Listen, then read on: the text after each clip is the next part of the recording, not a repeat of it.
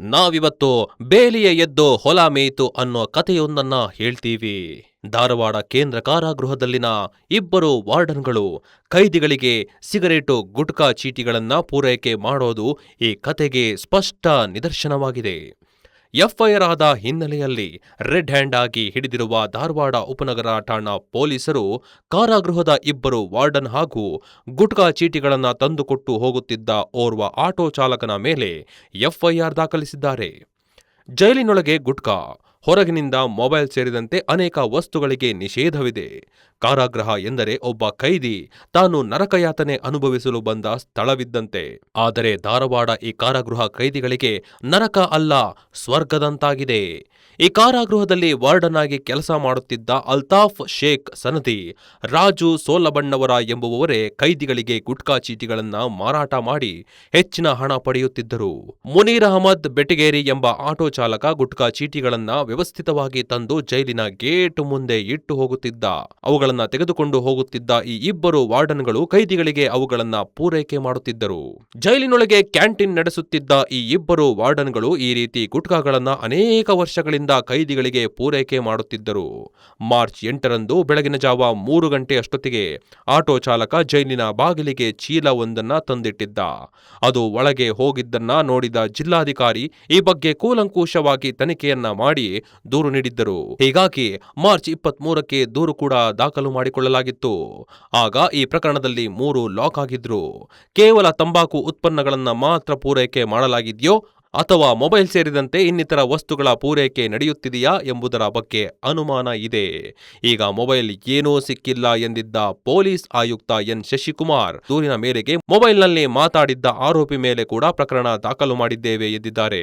ಅಲ್ಲದೆ ಜೈಲಿನ ಅಕ್ಕಪಕ್ಕದಲ್ಲಿ ಬೆಳೆ ಇರುವ ಕಾರಣ, ಜೈಲು ಕೈದಿಗಳು ಮತ್ತು ಒಳಗೆ ಜಾನುವಾರು ಸಾಗಾಣಿಕೆ ಇರುವ ಕಾರಣ ಕೆಲ ವಸ್ತು ಹೊರಗಿನಿಂದ ಹೊರಟಿವೆ ಎಂದಿದ್ದಾರೆ. ಧಾರವಾಡ ಕೇಂದ್ರ ಕಾರಾಗೃಹ ಏನಿದೆ ಧಾರವಾಡ ನಗರದಲ್ಲಿ, ಸೊ ಆ ಒಂದು ಕೇಂದ್ರ ಕಾರಾಗೃಹದಲ್ಲಿ ನಿಷೇಧಿತ ವಸ್ತುಗಳು ಅಂದರೆ ಬೀಡಿ, ಸಿಗರೇಟು, ತಂಬಾಕು, RMD, ವಿಮಲ್ಲು, ಲೈಟರ್ಸು, ಈ ಥರದ್ದೇನು ಜೈಲ್ ಮ್ಯಾನ್ಯುಯಲ್ ಪ್ರಕಾರ ನಿಷೇಧಿತ ವಸ್ತುಗಳು ಅಂತಿರ್ತವೆ ಅವುಗಳು ಮೂವ್ಮೆಂಟ್ ಆಗ್ತಿರೋದ್ರ ಬಗ್ಗೆ ಅಲ್ಲೇ ಅವರ ಹಿರಿಯ ಅಧಿಕಾರಿಗಳಿಗೆ ಗಮನದಲ್ಲಿ ಬಂದು ನಂತರ ಅದನ್ನು ತಪಾಸಣೆ ಮಾಡಿದಂಥ ಸಂದರ್ಭದಲ್ಲಿ ಅಲ್ಲಿ ಇದೇ ತಿಂಗಳು 8ನೇ ತಾರೀಕು ಬೆಳಗಿನ ಜಾವ 3 ಗಂಟೆಯಿಂದ 3:30 ನಡುವೆ ಒಂದು ದೊಡ್ಡ ಕವರಲ್ಲಿ ಏನೋ ಒಂದು ಐಟಮ್ಮು ಅಲ್ಲಿ ಬಂದ್ಬಿಟ್ಟು ಜೈಲ್ ಬಾಗಿಲಲ್ಲಿ ಇಡ್ತಾರೆ. ನಂತರ ಅದನ್ನು ಒಳಗಡೆ ತೊಗೊಂಡೋಗ್ತಾರೆ. ಅದ ನಂತರ ಈ ರೀತಿ ಮಾಹಿತಿ ಬಂದ ನಂತರ ಅಲ್ಲಿ ಆಂತರಿಕವಾಗಿ ವಿಚಾರಣೆಯನ್ನು ಮಾಡಿಸ್ತಾರೆ.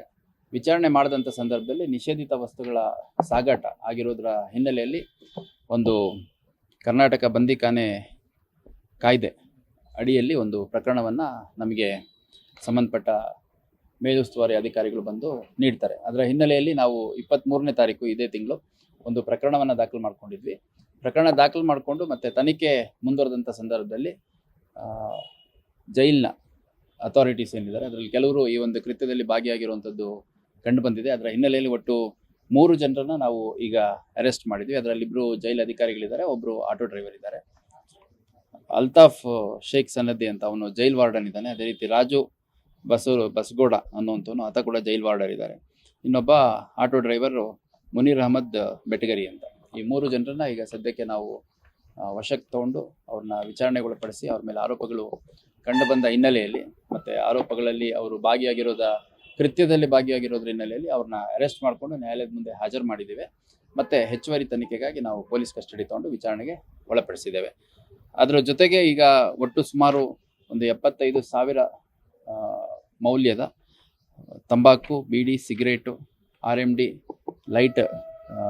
ಲೈಟರ್ಸು, ವಿಮಲ್ಲು ಸೇರಿದಂತೆ ಇತರೆ ನಿಷೇಧಿತ ವಸ್ತುಗಳು. ಇದರಲ್ಲಿ ಯಾವುದೇ ಮಾದಕ ವಸ್ತುಗಳಿಲ್ಲ, ಅಂದರೆ ಗಾಂಜಾ ಆ ಥರದ್ದು ಯಾವುದು, ಲಿಕ್ಕರ್ ಆ ಥರದ್ದಿಲ್ಲ. ಬೀಡಿ, ಸಿಗರೇಟು, ತಂಬಾಕು, ವಿಮಲ್ಲು ಮತ್ತು ಲೈಟರ್ಸು ಈ ಥರ ವಸ್ತುಗಳು ಟ್ರಾನ್ಸ್ಪೋರ್ಟ್ ಮಾಡಿರುವಂಥದ್ದು ನಮಗೆ ಕಂಡು ಬಂದಿದೆ. ಅದರ ಹಿನ್ನೆಲೆಯಲ್ಲಿ ಒಂದು ಸಮಗ್ರ ತನಿಖೆಯನ್ನು ನಮ್ಮ ಹಿರಿಯ ಅಧಿಕಾರಿಗಳ ಉಸ್ತುವಾರಿಯಲ್ಲಿ ಮತ್ತು ವೈಯಕ್ತಿಕ ಗಮನದಲ್ಲಿ ಮಾಡ್ತಾ ಇದ್ದಾರೆ. ಇನ್ನು ಈ ಒಂದು ಕೃತ್ಯದಲ್ಲಿ ಯಾರ್ಯಾರು ತೊಡಗಿದ್ದಾರೆ ಅನ್ನುವಂಥದ್ರ ಬಗ್ಗೆ ಆದಷ್ಟು ಬೇಗ ನಮ್ಮ ತನಿಖೆಯಲ್ಲಿ ಹೊರತರಲಾಗುತ್ತೆ. ಇದರಲ್ಲಿ ನಿಷೇಧಿತ ವಸ್ತುಗಳು ಅಂತಂದು ಯಾಕೆ ಕರೀತಾರೆ ಅಂತಂದರೆ ನಮ್ಮ ಜೈಲ್ ಮ್ಯಾನ್ಯುವಲ್ ಪ್ರಕಾರ ಇವನ್ನೆಲ್ಲ ಪರ್ಮಿಟೆಡ್ ಇಲ್ಲ. ಸೊ ಹೊರಗಡೆ ಬಿಡಿ ಸಿಗರೇಟ್ ಆಗಲಿ ತಂಬಾಕು ಆಗಲಿ ಮಾರಿದರೆ ತಪ್ಪಿಲ್ಲ. ಅದು ಜೈಲ್ ಒಳಗಡೆ ನಿಷೇಧಿತ ಇರೋದ್ರಿಂದ